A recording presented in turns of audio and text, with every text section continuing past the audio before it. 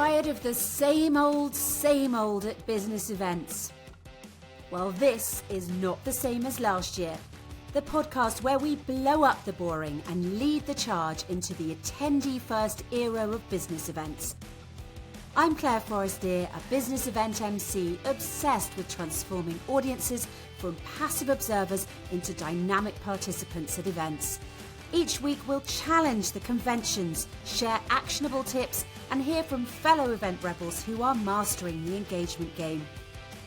Imagine your attendees begging for more after your next event.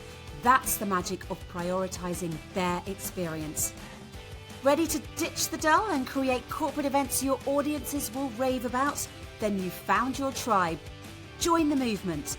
Welcome to Not the Same as Last Year. Hello, and we are now 12 episodes deep into Not the Same as Last Year. And in my latest bid to put the attendees first at all events, I want to talk about time and space. So imagine the last business event that you ever went to. Was it loud, busy, jam-packed with plenaries, sessions or keynotes? Were you completely exhausted when you got home?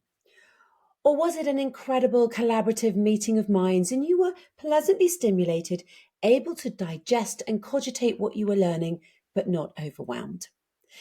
Now, I'm guessing it was the first statement, right? I mean, how often have you heard the MC proudly say in their welcome speech at an event, "We've got a jam-packed agenda here for you"? It makes me cringe because I have done that. And it's because somehow it is seen as a badge of honor, isn't it? Like, look how much content we've got for you. It was worth you coming here and putting your butt on that seat.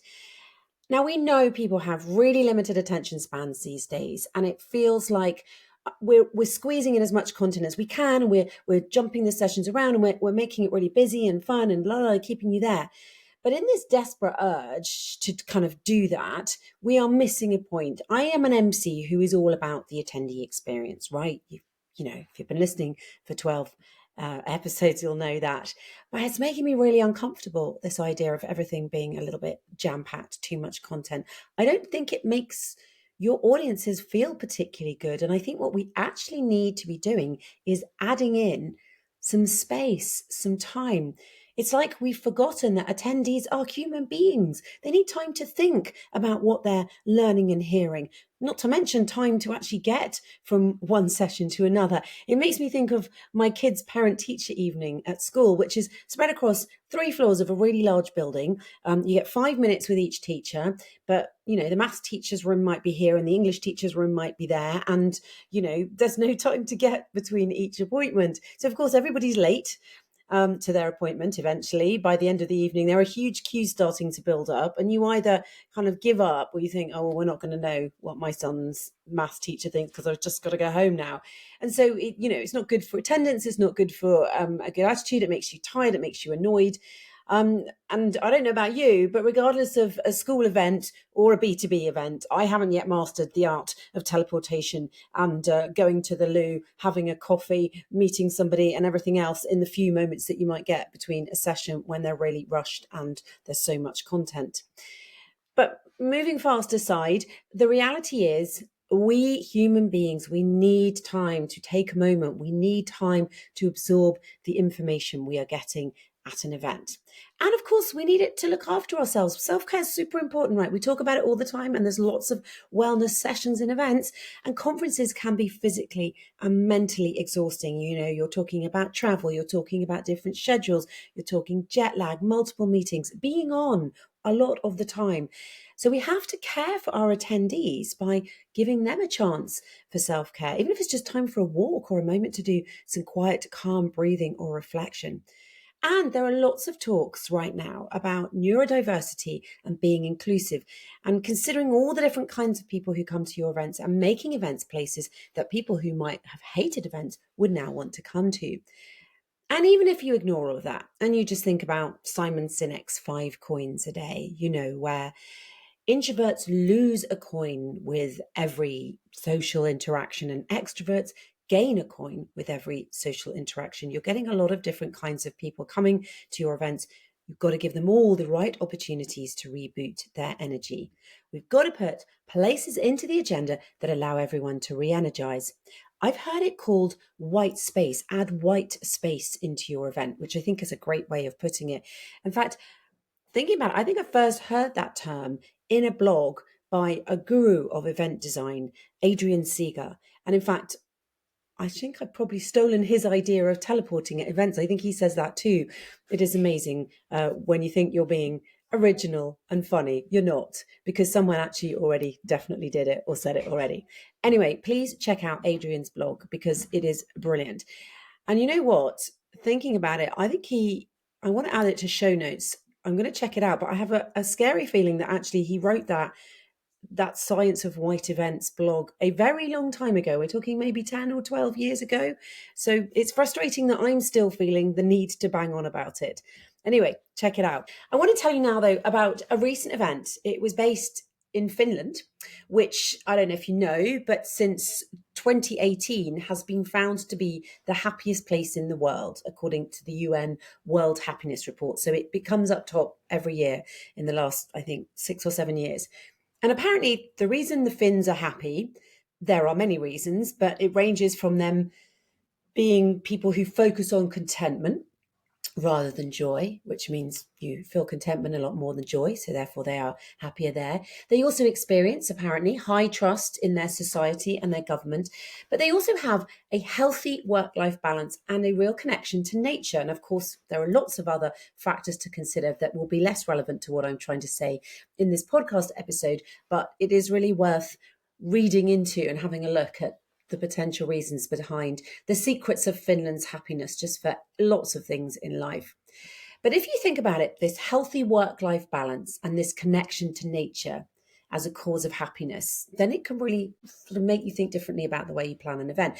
So what they really wanted to do, my client, at this event that was taking place in Finland, as I said, was to add a pillar to their planning process for the conference, which was about giving the attendee time, space, balance and time to spend in nature as part of the agenda. So they wanted a really carefully considered agenda with enough education, enough time to engage and make connections, and enough time for rest and relaxation, also known obviously as R&R. And that time and space mattered, and it really made an impact. And the feedback that actually we got every single day of the event showed how much it was appreciated and enjoyed. And I have to say, I'm an event host, I'm an extrovert, I'm the MC, I have to be on all the time at a conference. But I found the quiet moments that were allocated really valuable to me. And of course, because it was Finland, I spent as much of my spare time as possible in the sauna. I think I would have taken all my meetings there, but it made a difference to me. It made a difference to my energy, how I balanced it over the 3 days of the event, and actually how I felt after the event as well, because I do normally go home feeling shattered, and I think I had a little bit more energy this time. Now, another event I hosted, this is just a really simple thing, but it made a really big difference. The organisers were really conscious of the fact that often attendees would feel they had too many things to do and be in too many places, and they didn't want to give people FOMO or make them feel that they had to miss a useful session because they might have had to take calls, or there were too many tracks, too many sessions going on in the agenda all at the same time. And so they thought that if they built in what they called a business break into the agenda that is separate from the lunch, separate from the networking, it would give their attendees time and space to catch up with things that needed to be dealt with, so that they would be really free to engage properly with the education sessions. It worked really well. Now, while we're talking about time and space and where and how to put this into your agenda, I think it's really important that as well we don't forget about the other kind of space, which is the physical place that you allow people to do this. Because if I said to you, imagine a peaceful, restful place, imagine somewhere where you would sit and rest and read and consider, you'd almost feel chilled and relaxed as you listen to me say that, and open to learning and connecting, right? But you wouldn't say that a restful place, I know that for a fact this didn't come into your head, a busy conference centre as a restful place. Of course it didn't. And while we can't put spas or saunas or things like that into these places for our attendees, what a shame, eh? We can actually make peaceful areas in these places however big and loud they are. I recently visited a giant exhibition show in London's Excel Centre where event planners were going. It was a show for them to discover suppliers and venues and service providers to help them plan future events. It is a very loud, very bustling place. And I thought, I'm going to be here now for a couple of days. I need to know about some calm places in here, some oases of peace. And so I went looking for them and I found them. And there are places that have beautiful living plant walls. There are dedicated quiet rooms where you can sit down on comfortable chairs. The light is not blue, it is much calmer, it is warmer. There are noise blocking headphones.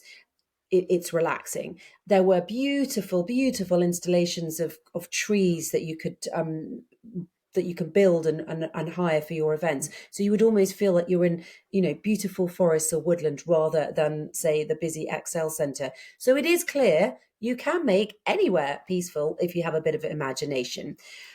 Or budget. Now, I know you're going to say, goodness me, that's going to cost money. I've got to hire installations. I've got to potentially book another room or more space.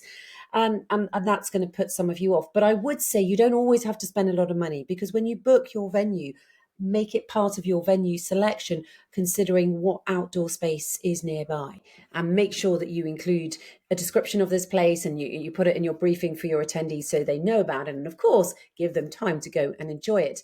Don't make it so that they are stuck in an airless conference suite all day long with limited breaks and nowhere to just take a breath, please. Now, of course, if you are limited by the venues, then you are possibly going to have to book a quiet room space somewhere and put some plants in it, some sound blocking headphones, some comfy sofas. And of course, don't forget to tell your attendees about it and where it is. I'm emphasizing here, don't forget to tell your attendees, because it's based on an experience of mine not that long ago at an event that I was attending, not hosting. I came across a lady in tears in the loo. She was absolutely exhausted and having a sort of stressful moment. And it was only when I went to the help desk, actually, and I said, is there anywhere like a private room that I could maybe help this lady rest in? And they said, oh, no, yeah, we've got a designated quiet area on site. We've got specially set up just for this reason. And we obviously took her there and she was very happy. But it hadn't been published in any of the literature or information about the event. So that's why I'm saying that. So while this episode is called Time and Space, you might be thinking, oh, that's great, Claire, this is all very well, but it's going to sound very fluffy and new agey when I tell my internal stakeholders about this. My bosses have a very set idea of what an event is. They won't go for any of this green, peaceful malarkey in time and space. Relaxing for them is what you do in the bar afterwards. Okay, fair enough. Some people are not going to want yoga in the agenda or even the smell of fresh air anywhere near their event, but they will want to see people chatting and happy. And therefore, I think you need to consider that maybe they might go for the business break idea. Do you remember I mentioned once that it's somewhere you can put into the agenda? You call it business break. You don't have to call it fluffy, go for a walk, do some yoga, chill out. You could literally say it's a business break. And it's going to mean that if people have that, they will attend the other sessions more willingly. You will probably get a better engagement in those other sessions because people have had chance for a break, however they've chosen to use it. Now, I can tell you, I bet so many times when agenda is a really, really busy one and you see people sneak off and they're going, oh, sorry, I had to take a call. I think half the time they're just sneaking off for a quiet moment on their own. So if you want to avoid that happening, give them the time and space to do it. And I think you can also add some sneaky white spaces in if you are strategic with the way you schedule your agenda. So what I mean by this is put your information heavy sessions into the morning part of the agenda when attendees we know are more alert and focused, and then think about scheduling lighter sessions in the afternoon to prevent burnout. And of course, break them up as well a little bit. So if you've got a heavy session, balance it with maybe a shorter, more dynamic one after it. There's a whole lot of brain science about this. I think I may have mentioned some of it when I spoke to Kelly in an earlier episode, but I'm also speaking to the brilliant event psychologist Victoria Matey, and I know I'll be asking her about that. So it's about trying to resist the temptation to fill every hole of your event, every space. In fact, don't think as with the session between here and here, we haven't got anything. Oh my goodness, we must get another speaker. It's about taking a step back and saying, do we need that? Could that be used for something else? Does it have to be a talky, loud session, or could it be a calmer session, or could it be, dare I say it, a break? So actually, if you have got a very busy agenda and then a speaker drops out, think, okay, I don't need to panic. I'm going to use that space completely differently. I'm going to give people a break, or I'm going to change it up. I'm going to give them a moderated networking session that they can either get involved in or not, or we could make it a session where suddenly people are moving around a bit. The event that I was talking about in Finland, one of the things we did there was a walking debate. So we were still talking about important, serious issues to do with the business of the conference, but people were moving and laughing and not sitting down and stagnating, and actually just doing that differently gave them a different perspective, and I think refreshed some people's ideas.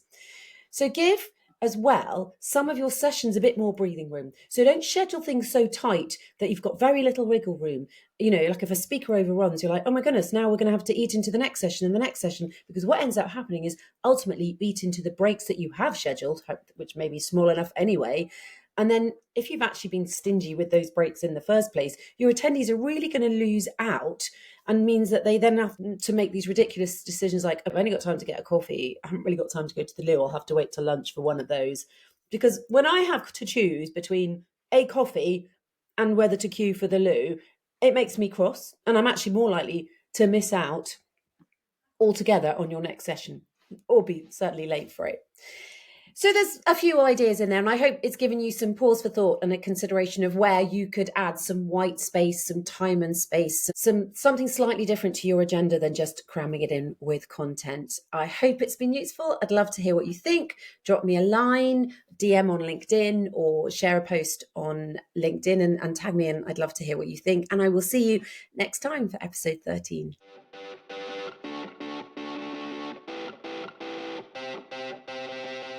And there you have it. I hope you're inspired to revolutionise the attendee experience at your next event. Ready to dive deeper? Download your free guide, 5 Ways to Elevate Your Attendee Experience Without Breaking the Bank. The link is in the show notes. Subscribe to Not the Same as Last Year podcast, connect with me, Clare Forestier, on LinkedIn, or visit my YouTube channel for even more tips and insights to make your events a hit with your attendees. Don't forget to leave a review wherever you get your podcasts. Your feedback is going to fuel my mission. Stay tuned next week for another episode packed with inspiring ideas and practical strategies to put your attendee first.